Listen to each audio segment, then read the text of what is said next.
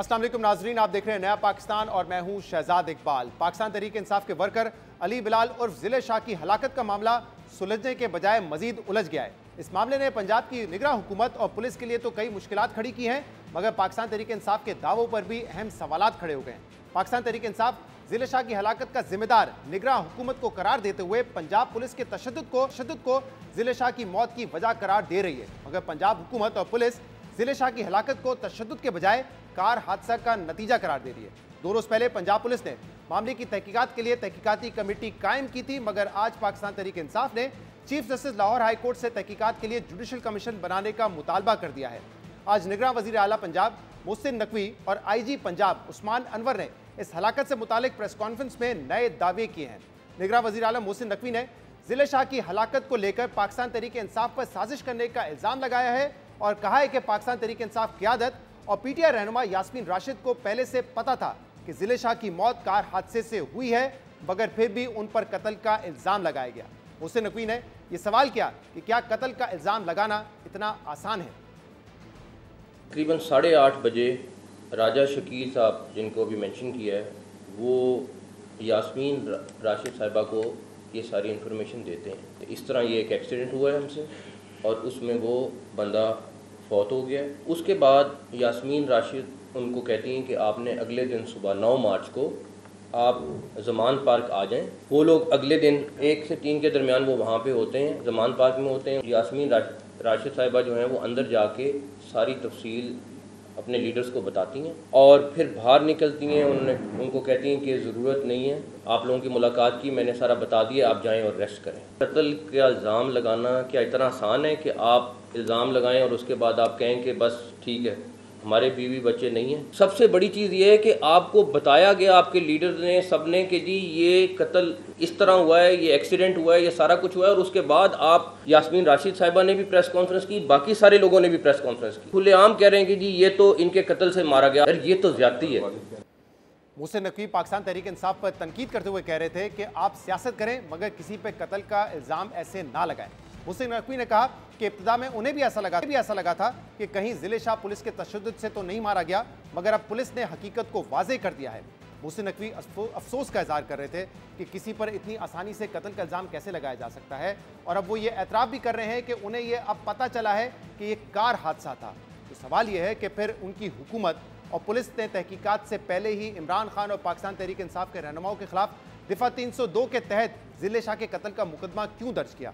और जब हमने ये सवाल कल निगरान वज़ीर इत्तलात आमिर मीर से पूछा था तो उनके पास इसका कोई जवाब नहीं था, और आज यही सवाल IG पंजाब से भी पूछा गया तो उन्होंने भी इसका कोई वाज़ेह जवाब नहीं दिया। FIR में 302 क्यों दी गई? जिस वक्त ये इतला आई है और पथराव और पुलिस तशद्दुद और तमाम चीज़ों की बात हुई है, तो मैंने आपको पहले इसका जवाब दे दिया। 302 ऐड हुई, उस वक्त तो हमें पता ही नहीं था कि एक्सीडेंट है।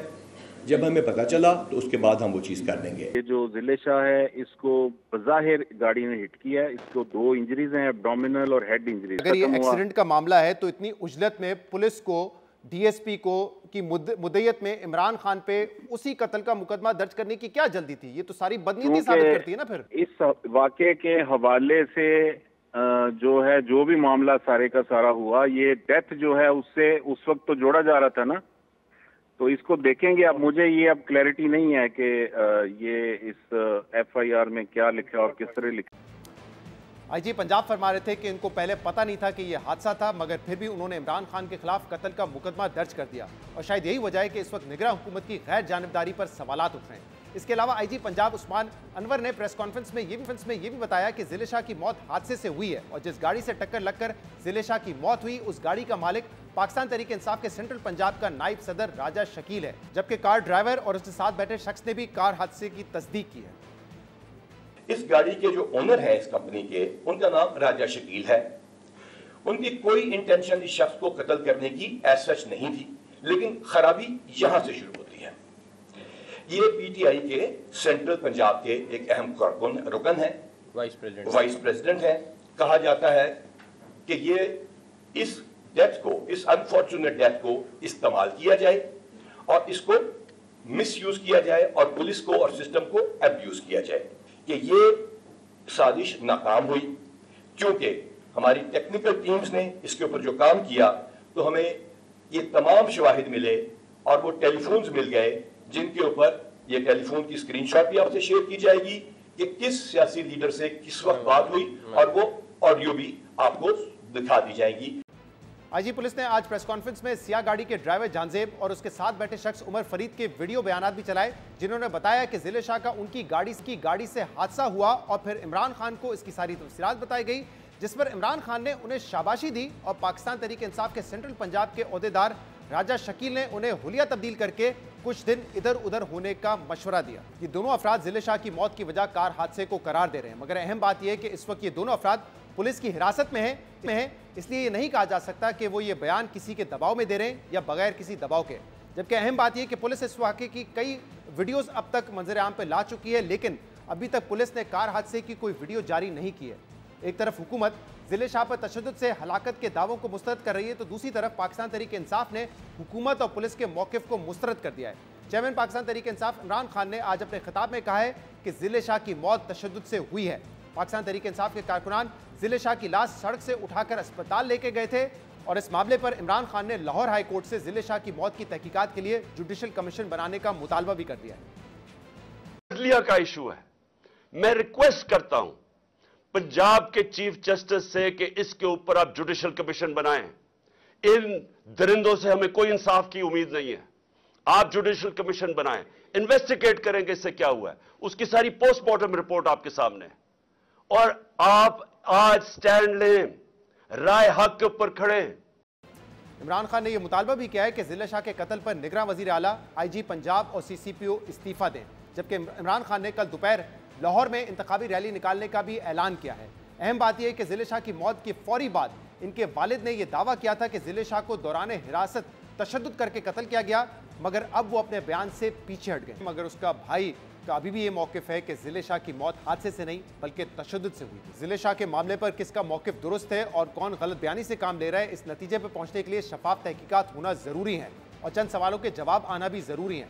सवाल यह है कि क्या पुलिस का ये इल्ज़ाम दुरुस्त है कि इमरान खान और यास्मीन राशिद को इस बात का इल्म पहले ही हो गया था कि जिले शाह की मौत कार हादसे से हुई है।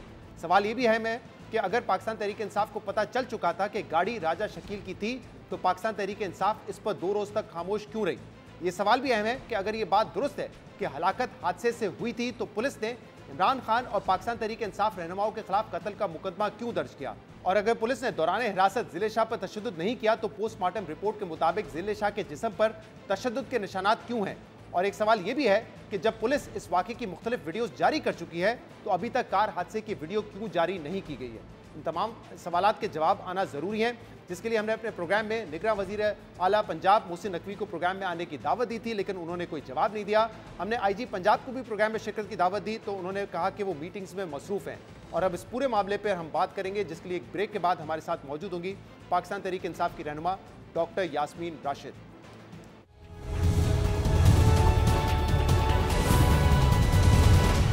Welcome back. पाकिस्तान तहरीक इंसाफ के कारकुन की मौत कार हादसे से हुई या उसकी हलाकत पुलिस के तशद्दुद की वजह से हुई, इस पर हम मजीद बात करेंगे, जिसके लिए हमें ज्वाइन किया है पाकिस्तान तहरीक इंसाफ की सीनियर रहनुमा डॉक्टर यास्मीन राशिद साहबा ने। डॉक्टर साहबा, बहुत बहुत शुक्रिया वक्त देने के लिए। डॉक्टर साहबा, पाकिस्तान तहरीक इंसाफ का मौक़िफ़ है कि उनके कारकुन की जो हलाकत है वो पुलिस तशद्दुद की वजह से हुई है, लेकिन आज आईजी पंजाब ने और निगरान वज़ीर आला पंजाब मोहसिन नकवी साहब ने प्रेस कॉन्फ्रेंस करके बताया है कि उसकी हलाकत कार हादसे की वजह से हुई, और ये भी उन्होंने कहा है कि आपको यानी कि डॉक्टर यास्मीन राशिद साहबा को ये पता था और इमरान खान को भी पता था कि उसकी जो हलाकत है वो कार हादसे की वजह से हुई है। मुझे ये नहीं समझ आया कि डॉक्टर यास्मीन राशिद को कैसे पता था, पहले तो ये बताएं। सबसे इम्पोर्टेंट चीज़ जो मैं आपको बताना चाहती हूँ वो ये बताना चाहती हूँ कि नंबर 1, जो मैंने जिले शाह के बारे में मुझे रात को, जिसमें सारा हंगामा हुआ है, मुझे रात को पता चला उस बच्चे की डेथ के बारे में। पहले तो ये क्लियर कर लूँ मैं, क्योंकि मैं आपको पता है खुद यहाँ कनाल के ऊपर खड़ी हुई थी आपके सामने ऑन रिकॉर्ड। मैं 5:45 बजे तक यहाँ कनाल के ऊपर खड़े होकर जब इन्होंने मेरी गाड़ी वाड़ी तोड़ दी, ये ऑन रिकॉर्ड है, ठीक है। बल्कि उस वक्त मैंने DIG ऑपरेशन साहब से बात की कि जी ये देखें क्या जुल्म किया इन्होंने, मेरी गाड़ियाँ फिर तोड़ दी और बच्चों को मार रही, हमारे लड़कों को इन्होंने मार पिटाई कर रहे थे। 5:45 बजे मैं गई हूँ अपने क्लिनिक, वापस 6 बजे करीब पहुंची हूँ। वहाँ कुछ देर के बाद वहाँ आमरा जो है क्या कहते हैं SP साहिबा, वो भी मेरे पास आई and they were very apologetic कि जी ये इस तरह तो किसी को नहीं कहा था, आपकी गाड़ी तोड़ी है, बड़ा अफसोस है, वगैरह वगैरह जो भी उन्होंने कहना था वो कह के she was sitting there with, मुझे तो कोई खबर ही नहीं थी इस बच्चे के बारे में। I had no knowledge because मैं तो खुद इधर सड़क के ऊपर खड़ी हुई थी। आप मेरी बात समझे ना जी। अब उसके बाद रात को मैं जब वापसी पे 8 बजे करीब, तो मैंने वो सोशल मीडिया पे देखा, तो मैंने फोन किया, आई रैंग अप दी एमएस, मैंने कहा ये बच्चा जो है ये कब आया आपके पास? तो उसने कहा वी रिसीव्ड हिम डेड, ठीक है, dead on arrival. Services hospital के एमएस को आपने कॉल किया? हाँ नहीं, मैंने फोन किया ना उनको, I give him a call wanting to know about कि आप ये कब आया था बच्चा। इतनी मेरी कन्वर्सेशन हुई। दूसरे दिन ये जो अब ये कह रहे हैं कि जी वो हमारे वाइस प्रेसिडेंट हैं शकील, वो उनकी अपनी सिक्योरिटी कंपनी है, वो सिक्योरिटी कम अकॉर्डिंग टू हिम उनकी सिक्योरिटी कंपनी, अच्छा Shakeel was with me on the canal, वो भी मेरे साथ कनाल के ऊपर ही था, मेरी गाड़ी के साथ उसकी दूसरी वाली गाड़ी मेरे साथ थी और हम यहाँ कनाल के ऊपर खड़े थे। वो मेरे पास आके काफ़ी देर वहाँ खड़ा रहा।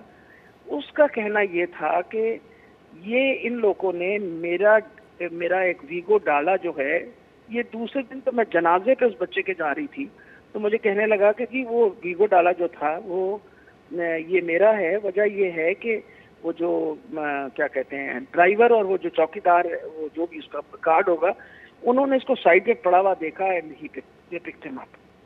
अच्छा ये साइड में पड़ा हुआ देखा और उन्होंने गाड़ी में डाल दिया when they came off ये क्या है मियां मीर ब्रिज, तो ये लेफ्ट साइड पे जमीन पे पड़ा हुआ था और 2-3 मोटरसाइकिल्स भी पास कर ली। This is the information I got. ठीक है।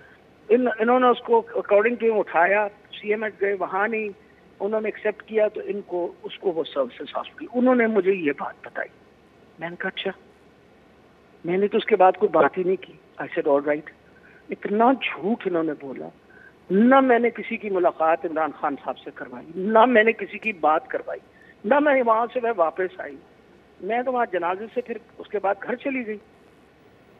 तो मैं ये सब झूठ बोल बोल के they are doing nothing else but covering up, जिस तरह ये पहले सारे जो ये जुल्म करते हैं ना उनको कवर कर रहे हैं। कह रही है कि राजा शकील ने आपको ये अगले दिन बताया, यानी कि 8 तारीख का वाकया, तो उन्होंने 9 तारीख को आपको बताया जब आप जनाजे पे जा रहे थे। जी जी। नहीं तो उन्होंने ये बताया आपको कि एक्सीडेंट नहीं हुआ था, उनको वो जमीन पे पड़े हुए मिले थे और उन्होंने अपनी गाड़ी में उठा के ले गए। अब मुझे रात के वक्त आई गॉट दी वो उनकी पोस्टमार्टम रिपोर्ट उस बच्चे की मुझे रात को मिली। ठीक है, उस रात को जिस दिन उसका जनाजा था उस रात को मेरे पास पोस्टमार्टम रिपोर्ट आई। ठीक है, जो पोस्टमार्टम रिपोर्ट मैंने खान साहब के सामने बैठ के आपको सारी डिस्क्राइब की। उस पोस्टमार्टम रिपोर्ट पे 26 इंजरीज हैं उस बच्चे की बॉडी पे। ठीक है, और जो ग्रीवियस इंजरीज हैं ना उसमें से fracture of skull, skull bone resulting in क्या कहते हैं intracranial haemorrhage, one of the grievous injuries. दूसरी थी laceration of the spleen, laceration of the liver, और तीसरी एक जो बहुत ही अफसोसनाक इंजरी थी वो टेस्टिकुलर थी। अच्छा, ऑन द प्राइवेट पार्ट्स, वो लिखे हुए ना उसमें, आप देख रहे हैं। मैं देखिए रिपोर्ट बिल्कुल। अब मुझे 2 मिनट तो आप मुझे बताइए कि somebody has to define trust का कि किस किस्म का एक्सीडेंट था। इन लोगों ने उसको बच्चे को उठाया वहां से, आप लोगों के पास उसकी भी फुटेज है, इन्होंने उसको मारा, when he was near death उठा के बाहर निकाल दिया, फेंक दिया उसको। अगर वो उठा के ले गए अपनी तरफ से हमदर्दी के अंदर, तो वो उनके ऊपर अगर डाल दिया उन्होंने, तो I have no knowledge about it. अगर उन्होंने एक्नॉलेज किया तो मुझे तो कोई खबर नहीं है ना। मैंने इस पोस्टमार्टम के हवाले से जी यास्मीन साहब, मैंने कल इस पोस्टमार्टम के हवाले से जो एफआईआर इमरान खान और दीगर पीटीआई रहनुमा पे की गई है 302 के हवाले से, उस पर आमिर मीर साहब से तफसील से बात की थी, जो निगरान वज़ीर इत्तलात हैं, और यकीनन ये सवालात पंजाब पुलिस से और हुकूमत से बनते हैं। लेकिन 2-3 सवाल जो मैं आपसे अहम पूछना चाहता हूँ वो ये है कि अगर आपको अगले दिन पता चल गया था कि राजा शकील का ये काला डाला है और उनके ड्राइवर और उनके गार्ड ने उठा के इनको अस्पताल पहुंचाया था, तो इस हवाले से आप लोगों ने पहले क्यों नहीं बात की? कल भी आपने जिस प्रेस कॉन्फ्रेंस का जिक्र आप करी, आपने जिक्र नहीं किया, मतलब मीडिया से जिक्र क्यों नहीं किया इस बात का? ये आज एक सेकंड, जी 1 मिनट, ना मेरी मीडिया से किसी चीज से बात हुई, या तो किसी मीडिया वाले ने मुझसे बात की होती। कल आपने प्रेस कॉन्फ्रेंस की इमरान खान के साथ बैठ के, तो आपने इस बात का जिक्र क्यों नहीं किया फिर? तो मेरा ख्याल है आपने सुना नहीं होगा कि खान साहब ने कहा कि उसको फेंक गए, टॉर्चर करके उसको फेंक गए। नहीं, आपने ये नहीं बताया कि राजा शकील का ये डाला था और राजा शकील के लोगों ने इसको रेस्क्यू किया था। नहीं तो क्या मुझे डिटेल बतानी चाहिए थी, मुझे डिटेल बतानी चाहिए थी when I had not seen it my self. नहीं, क्योंकि अब पुलिस की तरफ से जो पुलिस की तरफ से आज प्रेस कॉन्फ्रेंस की गई, मैं अगर सवाल करूं तो वो तो अब ये मौक़िफ़ पेश कर रहे हैं कि आपको पता था, आपने जानते बूझते छुपाया कि ये राजा शकील का डाला है और आपने हादसे को भी छुपाया, वो तो ये मौक़िफ़ बना रहे हैं ना आप। वो देखें, वो माशाल्लाह जो मर्जी मौक़िफ़ बनाते रहे, वो वैसे भी आजकल मुझे बहुत माशाल्लाह खुशी से टारगेट करते हैं। हर मरतबा गाड़ियां भी मेरी ही तोड़ते हैं ना आके, और हमारे मरतबा कोई और बात नहीं मिली तो उनको ये बात मिल गई।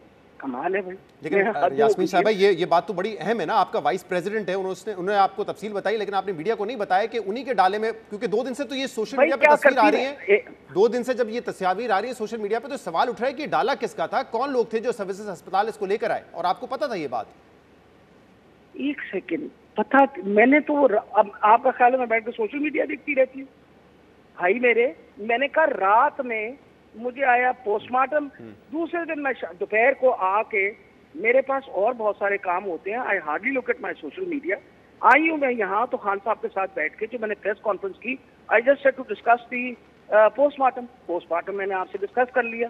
मतलब मुझे ये समझ नहीं आ रही कि आप किस तरीके से मुझे क्या इंक्रिमिनेट करने की कोशिश कर रहे हैं। मैं कुछ नहीं कर रहा, मैं सिर्फ वो सवाल कर रहा हूँ जो आज प्रेस कॉन्फ्रेंस में उठाए हैं। ये तो मेरा फर्ज बनता है ना कि वो सवाल मैं आपसे करूं।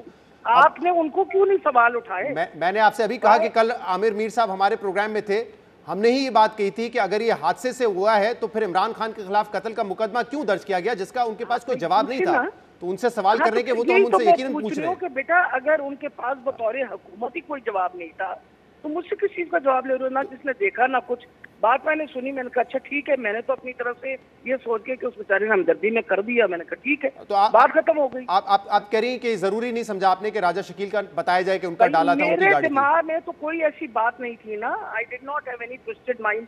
मेरे दिमाग में तो कोई ऐसी खुदा ना खास्ता खदशात नहीं थे ना कि इसने मारा है, कि मेरे दिमाग में ये खदशात था कि इसके डाले ने मारा और इसने फिर उठा के तो झूठ बोला। मुझे तो नहीं ऐसा कोई खदशा था। अच्छा डॉक्टर साहब, आज जो है पुलिस ने जब प्रेस कॉन्फ्रेंस की है तो उन्होंने कुछ वीडियोस भी दिखाई हैं जिसमें एक ड्राइवर जो कि उनकी कस्टडी में है, राजा शकील के ड्राइवर और उनके गार्ड की वीडियोस हैं जिसमें वो एतराफ़ कर रहे हैं कि हमसे एक्सीडेंट हुआ और फिर हमने इनको पहले सीएमएच लेके गए, सीएमएच लेके जाने के बाद हमने फिर इनको वहाँ पे जब एडमिट नहीं किया, सर्विसेज हॉस्पिटल लेके गए और फिर वो कह रहे हैं कि हमने राजा शकील को बताया और फिर बाद में इमरान खान को भी पता चला, इमरान खान ने हमें शाबाशी दी है कि तुम लोगों ने अच्छा काम किया है। ये आज कहा है ड्राइवर ने।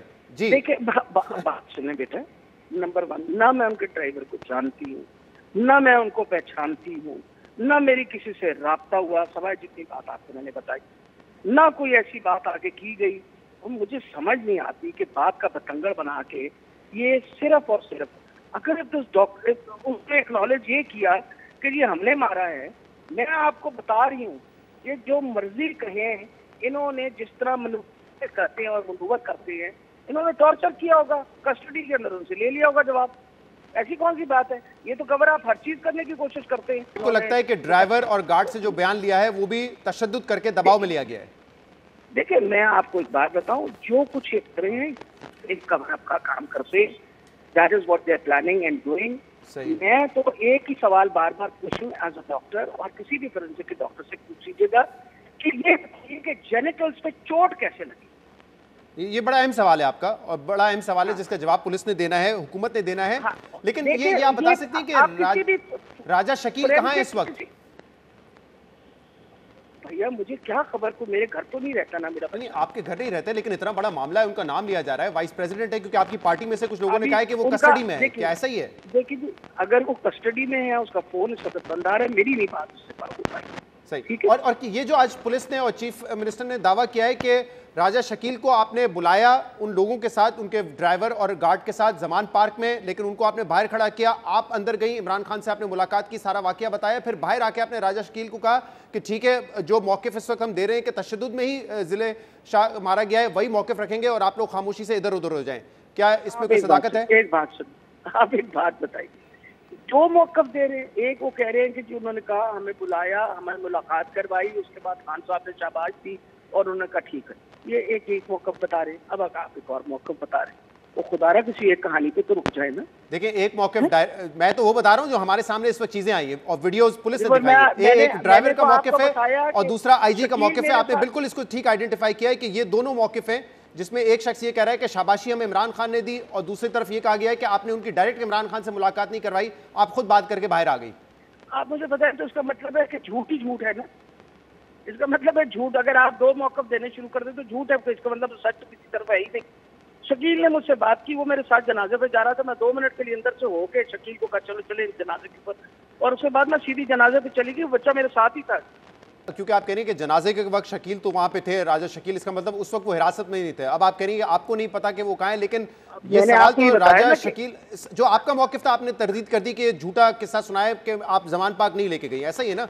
लेकिन राजा शकील साहब का जो मामला है कि उनकी गाड़ी को छुपाया गया, पुलिस कह रही है कि 33 कैमरों की मदद से हमने गाड़ी को आइडेंटिफाई किया, जबकि पूरे मीडिया पे कल परसों से ये गाड़ी का जिक्र हो रहा था, लेकिन राजा शकील साहब सामने नहीं आए। तो जब वो ऐसा करेंगे तो सवाल तो उठेंगे ना फिर। जी बिल्कुल, जब ये जो करेंगे इनके ऊपर तो सवाल नहीं उठने चाहिए। जो हुकूमत ने किया उस पर तो सवाल बिल्कुल नहीं उठने चाहिए। क्या ख्याल है आपका? नहीं, बिल्कुल उठने चाहिए। पकड़ा, मारा, टॉर्चर किया, तस्वीरें आपको भेजते हैं। मुझे नहीं लगता यास्मीन साहबा कि आपकी रैली पे जो क्रैकडाउन हुआ उस पर किसी भी सहाफी ने पंजाब हुकूमत से सवाल ना किया हो। सबने मुजम्मत की कि एक पॉलिटिकल पार्टी को नहीं टारगेट करना चाहिए। तो शुक्र करिए मेरी गाड़ी में उठा के इन्होंने खातून, आपको बताया सुना, उठा के सर्विसेज अस्पताल खुद लेके गई। Perhaps you know about that also. जी मैं, अगर खुदा न खास्ता उसको कुछ हो जाता तो तब भी वो मेरे साथ। लेकिन डॉक्टर साहब, अगर पंजाब हुकूमत से सवाल बनते हैं तो उसका मतलब ये नहीं है ना कि फिर जो इस वक्त उनका मौक़िफ़ है उस पर आपसे सवाल ना किए जाएं, जबकि राजा शकील साहब जिनकी गाड़ी है वो 3 दिन तक खामोश रहे, आपकी पार्टी खामोश रही, आपके वाइस प्रेसिडेंट है, तो सवाल तो बनेगा ना कि क्यों खामोश रहे वो। क्योंकि आमतौर पर मैं बताता हूँ क्या होता है कि अगर ये आपके इल्म में था तो आपको तो उनको साथ बिठा के प्रेस कॉन्फ्रेंस करनी चाहिए थी कि आपके लोगों ने रेस्क्यू किया जिले शाह को और हुकूमत ने तशद्दुद किया था उन पर, लेकिन वो तो नजर ही नहीं आया, हमें तो पता ही नहीं था कि उनकी गाड़ी है 3 दिन तक। बड़ी बात है, आपको शायद एहसास नहीं हुआ कि मेरे साथ क्या हुआ था। इतनी मैंने टेयर गैस खाई हुई थी, तो उसके बाद दूसरे दिन क्या मेरे हालात थे, कभी आपने किसी ने पूछा, देखा? मेरा ख्याल है ये सारी चीजें जो जिस सिचुएशन में से जिस स्ट्रेस से सब गुजर रहे हैं उसकी तरफ तो आप लोगों का ध्यान ही नहीं है। बिल्कुल उम्र देखिए मेरी, हर मरतबा करते थे तमाशा, उसके बाद आप इस तरह कर रहे हैं जैसे खुदा न खास्ता गलती मुझसे हो। मैं सवाल ये कर रहा हूँ कि पुलिस और आईजी ने जो आज आईजी और सीएम ने सवाल उठाए उसी बुनियाद पे सवाल कर रहे हैं, आपके किरदार पे कोई बात नहीं कर रहे हैं। ये जो आईजी है जिस तरह ये वो कर रहे थे मुझसे बात ही कर लेते।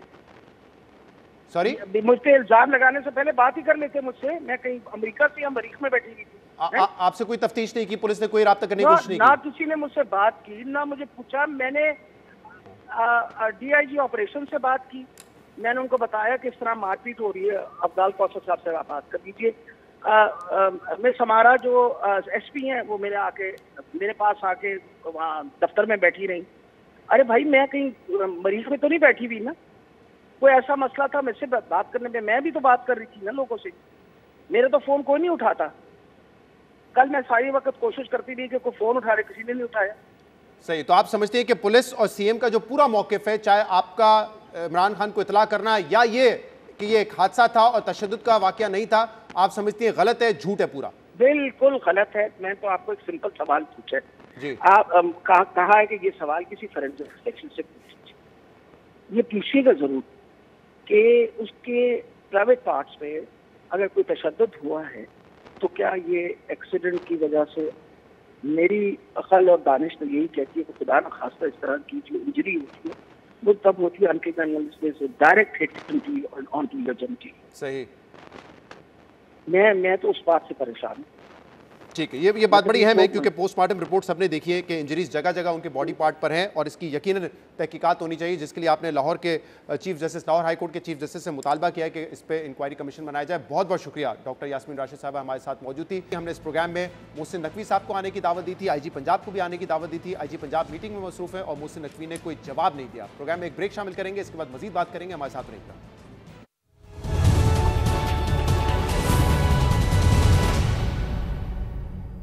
Welcome back. कई दिहाइयों पर फैली सर्द जंग और 7 साल तक सिफारती ताल्लुकात मुनक़ता रहने के बाद सऊदी अरब और ईरान बिल आखिर सिफारती ताल्लुकात की बहाली पर आमादा हो गए हैं। और अहम बात यह है कि दोनों ममालिक के दरमियान सिफारती ताल्लुकात की बहाली का यह मुआहदा चीन की सालिसी में तय पाया है, जिसके बाद इस मुआहदे को एक ऐसे खित्ते में चीन की बड़ी सिफारती कामयाबी करार दिया जा रहा है जिस खित्ते में कई दिहाइयों से अमरीका का गलबा रहा है। ईरान और सऊदी अरब के दरमियान होने वाली इस पेशरफ्त को इलाकाई अमन और सलामती के लिए मुस्बत और खुशाइंद करार दिया जा रहा है। पाकिस्तान और मुत्तहदा अरब अमारात समेत खित्ते के तमाम ममालिक ने इस मुआहदे को खुशाइन करार दिया है, मगर अमरीका और इजराइल इस मुआहदे पर तशवीश का इजहार कर रहा है। इस हवाले से जो मुश्तरका बयान जारी किया गया है, इसमें बताया गया है कि यह मुआहदा चीन की सालिसी में 6 मार्च से 10 मार्च तक होने वाले मुज़ाकरात के बाद बीजिंग में तय पाया, जिसके मुताबिक दोनों ममालिक 2 माह के अंदर रियाज और तेहरान में अपने सफारत खाने खोलेंगे, जबकि दोनों ममालिक एक दूसरे की खुद मुख्तारी का एहतराम करते हुए एक दूसरे के अंदरूनी मामलात में मुदाखलत नहीं करेंगे। इसके अलावा सिक्योरिटी और मईशत समेत मुख्तलिफ शोबों में ताउन के मुआहदे को भी फाल किया जाएगा। सऊदी अरब और ईरान के दरमियान कशीदगी कई सालों से जारी थी, जिसका असर पूरे खित्ते पर पड़ा है, और अब अगर ये ताल्लुकात बहाल होते हैं तो इसका मुस्बत असर पाकिस्तान समेत दीगर खित्ते के ममालिक पर पड़ेगा। अहम बात यह कि दोनों ममालिक के दरमियान ताल्लुकात की बहाली की कोशिशें पिछले 2-3 सालों से जारी थी। इस हवाले से चीनी सदर का पिछले साल दिसंबर में सऊदी अरब का दौरा अहम नौयत का था, जिसमें चीनी सदर ने मशरक़ वस्ता के रहनुमाओं को इकट्ठा किया, जिसके बाद अरब मीडिया में इस हवाले से क़ियास-सराइयाँ शुरू हो गई थी कि क्या ईरान और सऊदी अरब ताल्लुकात के नए दौर में दाखिल हो रहे हैं। जबकि पिछले माह ईरानी सदर के दौरे चीन ने इस मामले को लेकर अरब मीडिया की खास तवज्जो हासिल की थी। सऊदी अरब और ईरान के दरमियान सरजंग की तवील तारीख है, जिसकी स्ट्रेटेजिक और मुआशी के अलावा तहजीबी वजूहात भी हैं, जिसकी वजह से दोनों ममालिक मुश्तरका वस्ता में अपने असर व रसूख में इजाफे की कोशिश करते रहे, और ख़ासतौर पर 1979 के ईरानी इनकलाब के बाद दोनों ममालिक के ताल्लुकात में कशीदगी में इजाफा हुआ। और इस तलखी में नई लहर उस वक्त आई जब 2016 में सऊदी हुकूमत ने मशरक़ी सूबों में मुतहरिक ईरान के हिमायती याफ्ता उलमा को फांसी दी, जिसके रद्दमल में ईरान में सऊदी सफारत हेडक्वार्टर पर ईरानी मुजाहिरीन ने हमला कर दिया, जिसके नतीजे में दोनों ममालिक के सफारती ताल्लुकात मुनक़ता हो गए थे, और दोनों ममालिक के दरमियान मजीद कशीदगी 2019 में देखी गई, जब सऊदी अरब के तेल की तनसीबात पर हौसी बागियों के मिसाइल के हमले हुए थे और सऊदी अरब ने उसकी जिम्मेदारी ईरान पर आयद की थी। मगर अब उम्मीद है कि दोनों ममालिक माजी को बुलाकर आगे बढ़ने पर तैयार हो गए हैं, जिसके खत्ते के ममालिक पर मुस्बत असरात होंगे। लेकिन यह देखना होगा कि अमरीका और यूरोपीय ममालिक इस पेशरफ पर क्या रवैया अपनाते हैं। इस पर हम मजीद बात करेंगे, जिसके लिए हमें ज्वाइन किया है साबिक सफ़ीर मलिहा लोधी साहबा ने। बहुत शुक्रिया मलिहा लोधी साहबा, आपने हमें ज्वाइन किया। ये जो डेवलपमेंट है आप इसको कैसे देखती हैं? यकीनन जो इस खत्ते पे इसके असरात होंगे वो तो मुस्बत होंगे, लेकिन जो वेस्ट है, अमरीका खास तौर पे, वो इस डेवलपमेंट को कैसे देख रहा है? शहजाद देखें, ये तो एक गेम चेंजर साबित होगा, इसलिए कि इसके बहुत दूर दराज कॉन्सिक्वेंसेस होंगे और इम्पैक्ट होगा, ना सिर्फ खत्ते पे, पूरी दुनिया पे।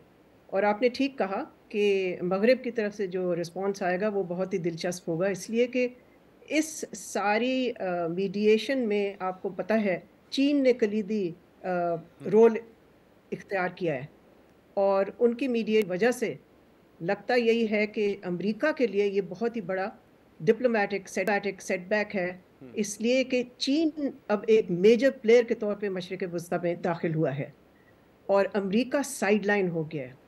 और जाहिर है अमेरिका की जो पॉलिसी थी ईरान को आइसोलेट करने की, और उनकी जो पॉलिसी थी कि किसी तरह से इज़राइल और सऊदी अरेबिया के दरमियान कोई नॉर्मल ताल्लुकात बना लें, वो सारी जो चीज़ें हैं वो इस वक्त तो नाकाम हो गई है वो पॉलिसी। सो अब देखना हमने ये है कि इस डेवलपमेंट का खित्ते में जो कॉन्फ्लिक्ट्स हैं और जो तनाव रहा है, टेंशन्स रही हैं और जो कशीदगी रही है, उस पर क्या असर पड़ेगा। मिसाल के तौर पे यमन पे, लेबनान पे, सीरिया पे, तो मैं समझती हूँ कि ये बहुत ही पॉजिटिव डेवलपमेंट है, ना सिर्फ खित्ते के लिए, हमारे खित्ते के लिए भी और पूरी दुनिया के लिए भी। और आपको लग रहा है कि जो मुआहिदा हुआ है ईरान और सऊदी अरब के दरमियान, ये लॉन्ग लास्टिंग होगा? क्योंकि इनिशियली तो उन्होंने कहा कि सिफारत खाने खोले जाएंगे और फिर जो मईशत से रिलेटेड जो भी ताल्लुकात हैं उनको भी आहिस्ता आहिस्ता बहाल किया जाएगा, तो आपको लग रहा है ये लॉन्ग लास्टिंग होगा? शहजाद, लॉन्ग लास्टिंग तो इस हवाले से मैं समझती हूँ कि हो सकता है, इसलिए कि इसका बैकग्राउंड जो है काफ़ी तवील रहा है। आपको मालूम है कि चीन का जो सदर है वो ईरान के सदर से मिले पिछले महीने, उससे पहले वो सऊदी अरेबिया गए एक दौरे पे। ये सारा ग्राउंड वर्क था, ये प्रेप था इस डील के लिए। उसके अलावा अगर आप सऊदी फॉरेन पॉलिसी, खारजा पॉलिसी को देखें तो उससे तो जाहिर होता है कि वो एक इंडिपेंडेंट फॉरेन पॉलिसी इख्तियार कर रहे हैं, इंडिपेंडेंट ऑफ द वेस्ट, और उस हवाले से वो वाशिंगटन की डिक्टेशन नहीं लेना चाहते एनी मोर। तो ये सारी जो ट्रेंड्स हैं, इससे तो यही लग रहा है कि देखें इतनी बड़ी जो डेवलपमेंट है वो जाहिर है इतने प्रिपरेशन के बाद हुई है, तो वो देर पा तो मैं समझती हूँ होंगी, लेकिन ये ज़रूर है कि कुछ मगरबी ममालिक चाहेंगे to play the role of a spoiler, but मैं समझती हूँ उसके लिए बहुत देर हो गई है। और स्पॉयलर का रोल भी प्ले कर सकते हैं और अपना जो इन्फ्लुएंस है इस खित्ते में वो बरकरार रखने के लिए अब उनके पास कुछ है, या ये समझा जाए कि फॉर द नियर फ्यूचर वो इस खित्ते से उनका जो इन्फ्लुएंस था, असर रसूख था, वो खत्म हो जाएगा? देखें, किसी हद तक असर रसूख ख़त्म हुआ है ना, जिसकी वजह से एक वैक्यूम थी जिसका फ़ायदा फिर उठाया चीन ने और सऊदी ख़ारजा पॉलिसी ने भी एक नई डायरेक्शन या नया रुख इख्तियार किया जिसकी वजह से ये डेवलपमेंट हो सकी। तो अब देखना हमें यही है कि मगरिब की तरफ से क्या वो कर सकते हैं इस सिचुएशन में, इसलिए कि उनके लिए जो ईरान का breaking out of their isolation रहा है ना इस डील की वजह से, वो तो अमेरिका के लिए बहुत ही तशवीशनाक होगा। और पाकिस्तान के लिए बिलखसूस आप कैसे देखती हैं इस खबर को, क्योंकि सऊदी अरब से हमारे बड़े अच्छे ताल्लुकात रहे हैं, फाइनेंशियली हम उन पर डिपेंडेंट भी रहे हैं, ईरान हमारा पड़ोसी है लेकिन शायद उतने बेहतर ताल्लुकात नहीं रहे जितने होने चाहिए थे। ओवरऑल पाकिस्तान के लिए कितना मुस्बत होगा ये? शहजाद, पाकिस्तान पिछले कई डेकेड से एक पॉलिसी उसने इख्तियार की हुई थी और वो थी बैलेंसिंग। एक बैलेंसिंग एक्ट था सऊदी अरेबिया और ईरान के दरमियान, और वो बड़ा मुश्किल एक्ट होता है, आपको मालूम ही है, जब आपको बैलेंस करने पड़ते हैं अपने ताल्लुकात। जाहिर है पाकिस्तान का स्ट्रेटेजिक एलाय तो सऊदी अरेबिया रहा है। ईरान के साथ पाकिस्तान ने कोशिश की है ताल्लुकात अच्छे रखने की, मगर काफ़ी कशीदगी भी रही है और प्रॉब्लम्स भी रही हैं। लेकिन अब मैं समझती हूँ स्पेस खुल जाती है पाकिस्तान की खारजा पॉलिसी के लिए कि वो दोनों ममालिक से अपने ताल्लुकात को एडवांस कर सकते हैं, ख़ास तौर पे ईरान के साथ, और वो ये भी देख सकते हैं कि क्या ईरान पाकिस्तान पाइपलाइन जो है क्या उस पर कोई पेशरफ्त हो सकती है या नहीं। और एक तरफ क्योंकि चीन ने ये सालिसी की है तो चीन का ऑब्वियसली जो इन्फ्लुएंस है इस पर बढ़ेगा, तो इंडिया के लिए ये कैसी खबर होगी, क्योंकि इंडिया और अमेरिका के ताल्लुकात हम देख रहे हैं कि पिछले कुछ अरसे में बहुत बेहतर हुए हैं। इंडिया वैसे तो ट्रेड पार्टनर है चाइना का, लेकिन ताल्लुकात इतने कोई मिसाली नहीं रहे, तो इससे इस खत्ते पे क्या असर पड़ सकता है? देखिए, ये अगर चीन की एक सफारती विक्ट्री है, कामयाबी है, और चीन और भारत के दरमियान आपको मालूम ही है एक तनाव रहा है, तो जाहिर है भारत के लिए तो कोई इतनी खुशखबरी नहीं होगी, इसलिए कि इससे चीन का एक एक्सपेंडिंग इन्फ्लुएंस आप देख रहे हैं पूरी दुनिया में। मगर अब देखें कि मिडल ईस्ट में भी वो उनका एक क्लाउड जो है और ये बात कि वो एक ग्लोबल पावर है वो फिर से साबित हो गया है। तो जाहिर है इसमें सिंस हिंदुस्तान लाइनअप उन्होंने किया हुआ है अमेरिका के साथ, उनकी पॉलिसी पे क्वाड की पॉलिसी है या और भी मुख्तलिफ चीज़ें हैं जिससे कि वो चाइना को कंटेन करने की कोशिश कर रहे हैं। तो देखें, इसमें कंटेन चाइना पॉलिसी नाकाम, कंटेन ईरान पॉलिसी नाकाम, तो सेटबैक तो उन्हीं लोगों के लिए है ना, या उन्हीं ममालिक के लिए है जो कि इस तरह की कंटेनमेंट पॉलिसीज़ को परस्यू कर रहे हैं। सही हो। और ईरान पे जो सैंक्शंस थी, जो लिमिटेशंस थी, अब आपके ख्याल में उसका इम्पैक्ट भी कम हो जाएगा ओवरऑल ईरान की इकोनॉमी पे? देखिए, सऊदी अरेबिया के साथ उनके ताल्लुकात बेहतर होने से जाहिर है एक ईजिंग ज़रूर होगी, लेकिन मगरबी सैंक्शंस पे तो अभी कोई फ़र्क नहीं आएगा ना, बिकॉज सैंक्शंस तो मगरब ने लगाए हुए हैं। लेकिन ये ज़रूर है कि ईरान अपनी आइसोलेशन से अब निकल आया है और उसके लिए एक सफारती स्पेस खुल गई है, वो और भी चीज़ें कर सकता है, इन्वेस्टमेंट ला सकता है मशरिक़ वस्ता से और ममालिक से। और ये मत भूलें कि इस वक्त सऊदी अरेबिया के ना सिर्फ ईरान से ताल्लुकात उन्होंने अब बेहतरी की तरफ लेके जा रहे हैं, उन्होंने हाल में कतर के साथ बेहतर किए हैं, टर्की के साथ बेहतर किए हैं, यमन के साथ उन्होंने पीस टॉक्स शुरू किए हैं। So what you are seeing a completely new dynamics in the Middle East. और जो अच्छी बात है वो ये है कि खित्ते के अपने जो पार्ट्स हैं वो अपने सॉल्यूशंस खुद लेके आ रहे हैं अपने प्रॉब्लम्स के लिए।